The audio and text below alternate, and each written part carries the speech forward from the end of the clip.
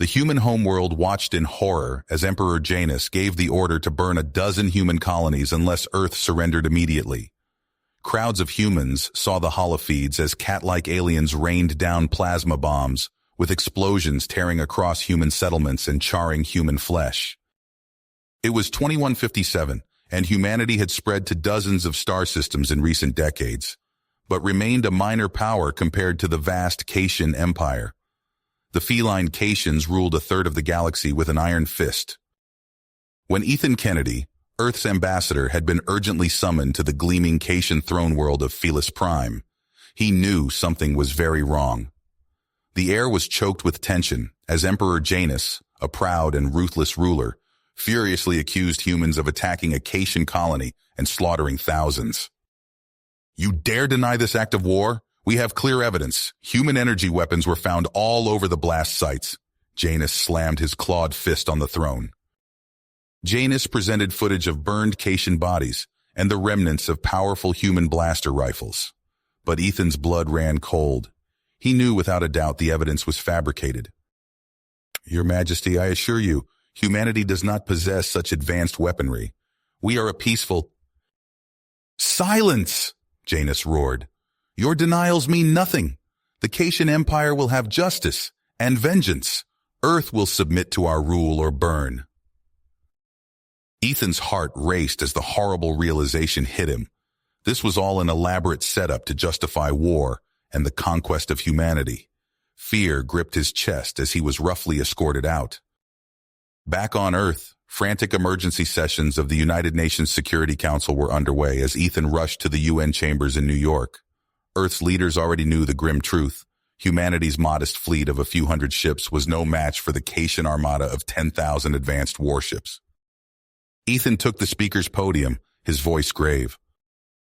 "I'm certain the Cations will invade regardless of the facts. They fear our rapid rise and want to conquer us before we grow too powerful. You've all seen the footage. They're already bombarding our outer colonies.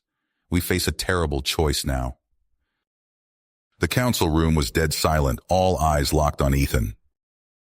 "We either surrender Earth and submit to a cruel occupation, abandoning our way of life and dooming our children to slavery under Cation claws." Ethan clenched his fist. "Or we fight. We fight this impossible war with every ounce of human courage and ingenuity. And if our worlds must burn, then we make the Cations drown in rivers of their own blood to take them." Murmurs rippled through the council, swelling into shouts of support. Earth's President Laurent rose and took Ethan's hand. "Ambassador Kennedy is right," she declared. "I will address the people of Earth and make our defiance stand clear." An hour later, President Laurent appeared before the world, broadcasting on every screen. Her steely eyes flashed as she spoke. "People of Earth, today we face the greatest threat in human history. The Cation Empire, jealous of our freedom and progress, has fabricated a vicious lie to justify humanity's conquest. They demand our immediate surrender, under pain of planetary annihilation." Billions watched with bated breath as Laurent raised a clenched fist. "We will not yield. If the Cations want our worlds, they will pay in fire, blood, and ashes. Any invaders will be met with total war and no mercy. Send this message to Emperor Janus. You may burn our colonies, but you'll have to glass Earth itself before we kneel. I call on every free human for the mobilization and sacrifice ahead. No price is too high for our liberty." As the broadcast ended, a feverish wave of defiance and grim purpose swept the planet. Millions enlisted for the monumental war effort as Earth's industries and shipyards roared to life. The Cation fleet loomed at the edges of human space, awaiting the final order to attack. The stage was now set for a cataclysmic confrontation that would decide humanity's fate: submission and slavery, or freedom and survival. No matter the odds, Earth would not go quietly. As the Cation warships loomed in the void near Mars, Ethan clutched the armrests of the command chair aboard the UNS Defiant. The bridge crew moved with controlled urgency, relaying orders and status updates. "Enemy fleet closing, Admiral," the tactical officer called out. "Estimating 10,000 ships." Ethan's eyes narrowed. The human fleet, a mere 1,000 strong, faced impossible odds. But they had a few tricks up their sleeve. "Prepare to engage," Ethan ordered. "Deploy the Scythe drones and activate the Hephaestus platforms."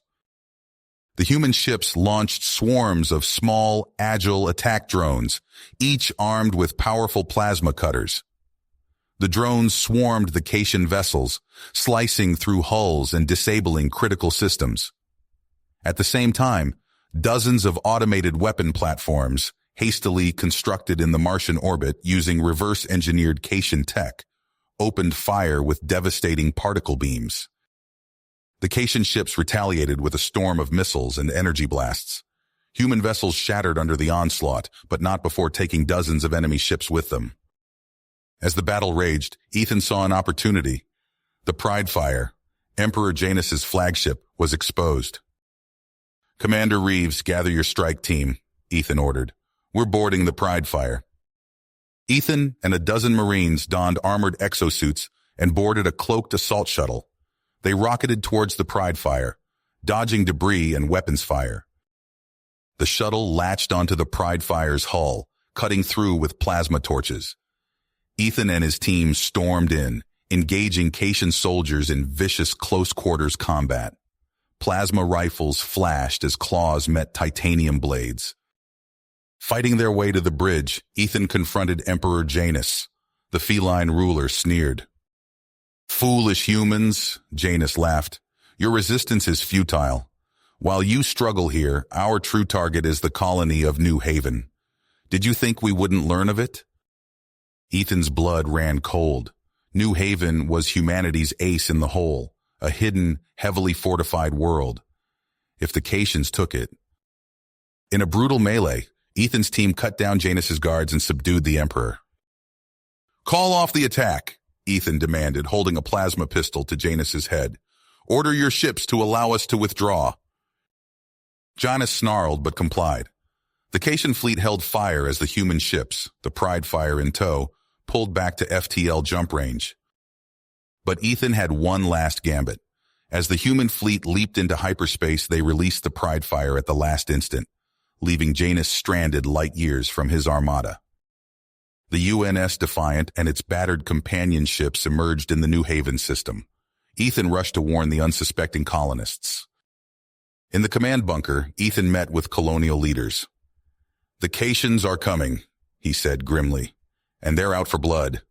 We need to fortify every inch of this planet." Over the next days, the colonists worked furiously, digging trenches, erecting gun emplacements, and rigging traps. They knew they couldn't beat the Caitians in open battle. "We'll bleed them," Ethan told the colonial militia. "We'll hit their landing zones, ambush their patrols, and sabotage their supplies. We'll make them pay for every step with blood and fire." As the Caitian fleet emerged in system, disgorging landing ships, Ethan steeled himself. There would be no surrender, no mercy. The humans would fight to the last breath. And if New Haven burned, it would be the costliest victory the Caitians ever won. The Caitian invasion fleet loomed over New Haven, a menacing wall of steel and energy weapons. Ethan Kennedy stood in the command center, his face lit by the glow of tactical displays. He turned to his officers. "All right, people, this is it. Launch Operation Mosquito." Across New Haven's spaceports, squadrons of nimble strike fighters roared to life. Major Frank Castle climbed into his cockpit, strapping in and running pre-flight checks. "Wolf Squadron, form up on me," Castle barked over the comms.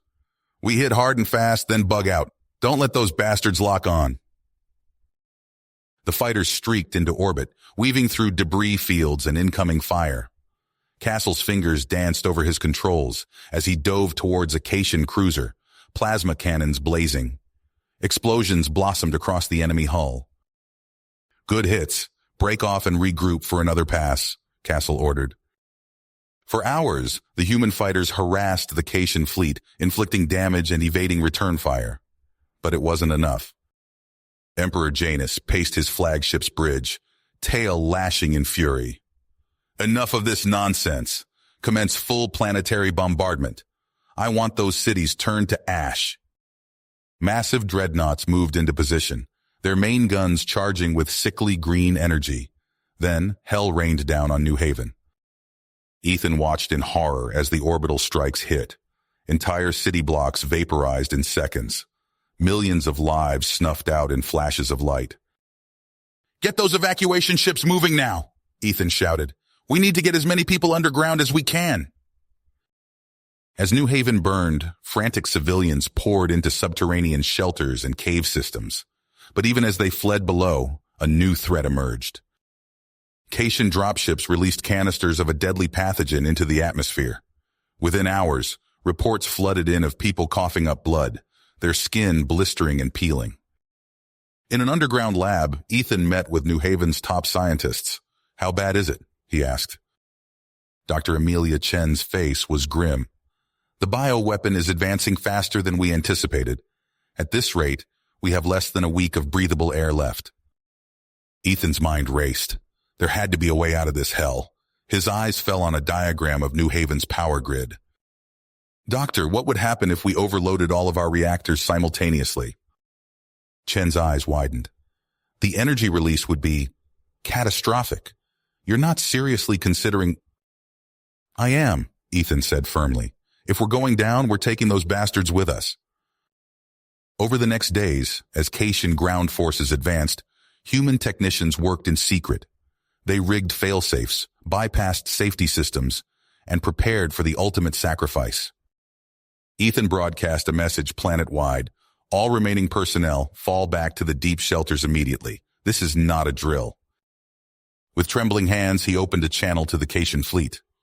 Emperor Janus's sneering face appeared on screen. "Come to beg for mercy, human?" Ethan's voice was steel. "No. I've come to tell you that if you want New Haven, you can have it, along with a little going-away present." He slammed his hand down on the detonator. In that instant, New Haven became an inferno. The planet's entire energy grid released its power at once.